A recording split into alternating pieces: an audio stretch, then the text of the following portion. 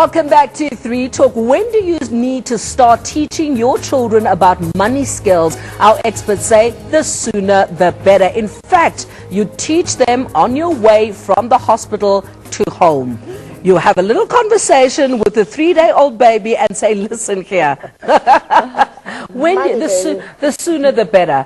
But it's not what we say to them, it's what we do. Behavior. Thank you. So we then go back to what we were talking about as we started the show, teaching ourselves to behave in a financially savvy way so that the children can see how mommy and daddy or mommy on her own operates when using money. Absolutely. Nolene, one of the most successful families I have met is a dad who has brought his kids up with family meetings which discuss money.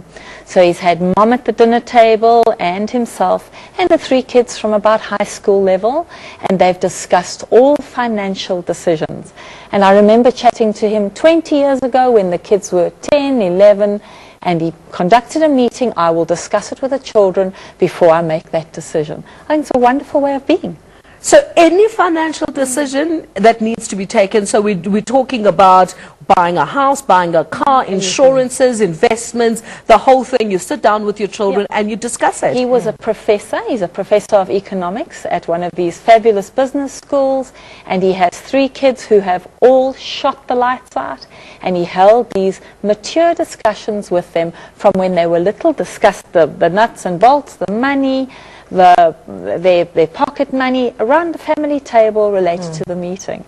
So I think it's a great thing to do. I think that is a fantastic idea, because then they learn how to manage it right there. And also what is in the family pot. Yes. And that this money does not necessarily mean that it is yours, people. It's not yours, and it is ours, and you get a little bit of it for your education, for your roof over your head, for food, etc., etc. But what are the biggest mistakes that we make as parents? Because that is an ideal, I think. Yeah, because we don't talk about money. We refuse to make our children part of our money management. That's how I also grew up. My dad was a domestic worker. He wasn't such an educated person. But when he left his job, he opened up a business selling wood and coal. And him and I went and delivered wood in shops. And I came back, sat on his lap, laid out all the money on the table. We counted all the money, and part of that was mine. The following day, he'll take me by the hand and take me to the bank to open up my first bank account when I was 9. So there you go. And that's been a practice that I've practiced ever since. So it starts at home. And the minute we do not want to involve our kids, and I know us, black people, we like that. How can my child know how much I'm earning? That is just not done. We need to start to open up and actually talk about that, because there are children who demand so much from their parents. Whereas I promise you, if you have a salary here right in front of the table and it is budgeted right in front of that child, there will never be demands. That I can tell you, guaranteed. But also we make the big mistake again, not talking to children about money. They don't know, and we don't use cash. We use a card, and they think that money comes. It's an endless supply from this card. So, but just use your card, and they don't understand the concept of, if you've got a debit card, there's got to be money in that card. If it's a credit card, it's debt. So at the end of the day, you still have to pay it, and you still have to work for it. Yeah. There's that earning part, because money just doesn't rock up in your bank account. You have to actually wake up in the morning and go sweat it out, and then somebody has to pay you before you can have money in the bank, before you can use your card. So you cannot use a card with an empty bank account. The earning part is very important as well. So let's go back to the example that you made, Tracy. You still think that from an early age one should sit around a dinner table and discuss money as it was with the professor? I think it's important. I think From what age? I think you should say to your children, look what the water and lights cost of this house. Absolutely. You know, this is the money I earn. I think it's a really a lovely idea of Winnie's to have a budget where you actually show, this is the money I've got coming into my bank account each month. This is the water and lights. This is what it costs. Try and switch off the lights as you go out the room. That sort of thing. This is what I pay on the bond. This is your education cost. give them an awareness on that side. Winnie has some lovely ideas of how you can start getting your children to save. For 10-year-olds, I have what is called the Millionaires Program, which is a program that develops little millionaires for tomorrow. Okay, so you literally give them the experience of the table experience by giving them false money to actually budget.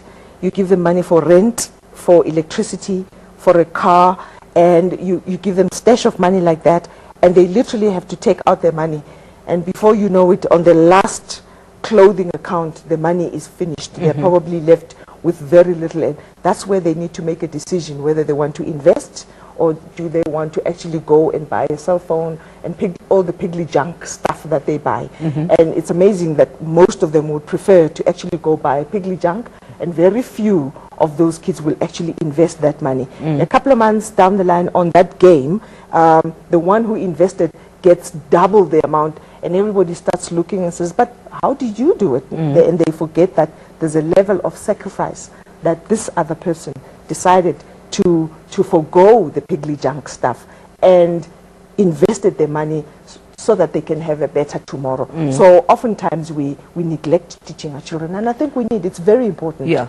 Nolene, some of the schools actually have a business project where they give I know my son's school had it, where they give them an amount of money, they have to purchase stock, they have to resell the stock, they have to keep a record of everything, they have games of life where you are actually being part of life. They have stock market programs. So some of the schools are really coming up with lovely real life programs to help educate the kids in managing their money. But it also comes down to instant gratification. The very few from the Millionaires program that are saving are obviously financially savvy, but the majority it's instant gratification. So what did you call them? Piggly junk stuff. Piggly junk stuff. The rest of them are like everybody else, wanting instant. All the piggly junk stuff. Instant gratification. Is that our fault as parents, or is it just consumerism that has taken hold of everybody? Again, we lead our children by example. If we want an item in a family, and we are not going to, we don't discuss it and say, no, I actually want this vase, but it is expensive right now, but I would really love to have that. I'm going to save up. It means in the next 6 months, I can actually have the vase. Instead of saying, I'll go and get it at this shop on credit. That's where the difference is. So we need to be able to teach the culture of patience, perseverance, and understand that you can actually enjoy this product without owing anybody, only if you wait a little longer.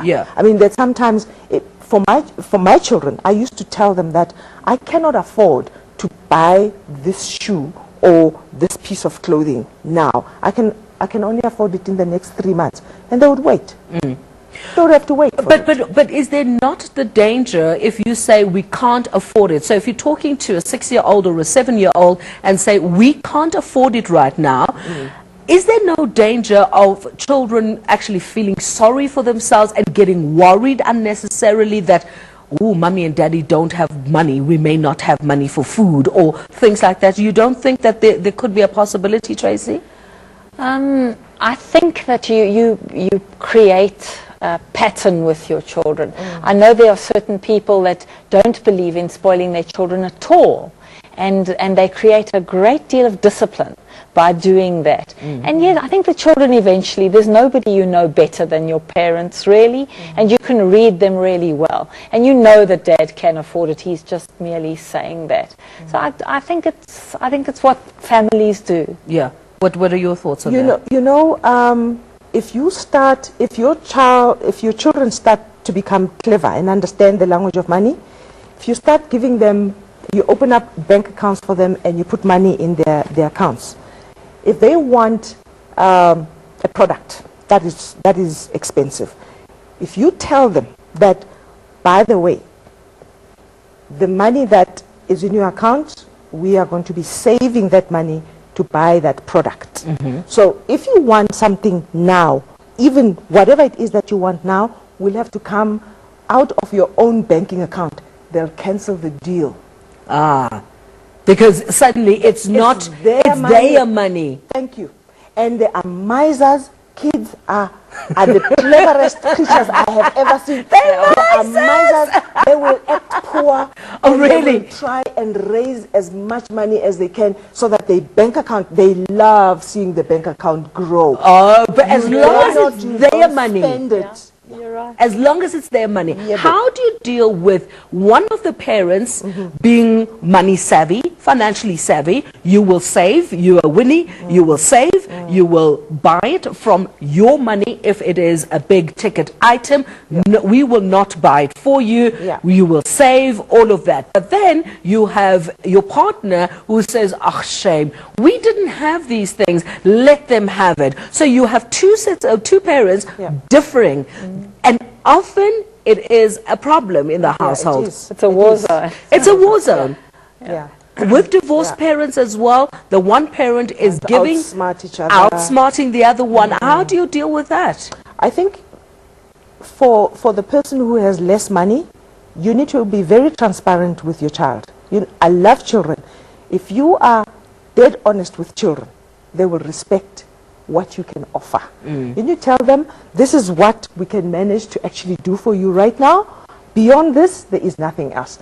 They can throw a tantrum, they can do whatever the case they want to do. They will ultimately get used to the idea that this is the status quo and it is not going to change. If they want to go and throw their weight around on the other side of the camp where they know they will have everything, that's their prerogative. But I can tell you that is not going to be a prolonged plan. It will soon end as well. But if you are consistent with your kids, you're A for a way.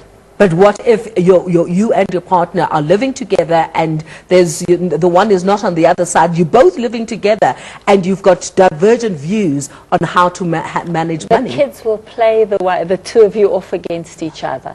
They'll know never to ask dad for X, Y, or Z because dad will never have an open checkbook. And they'll know to play mom off against dad. These are kids. That's what they do. And these little things are so clever and so manipulative, and they know. So parents need to stick together when it comes to these little ones. Stick together. After the break, we hear what steps you can take to get onto the debt-free movement.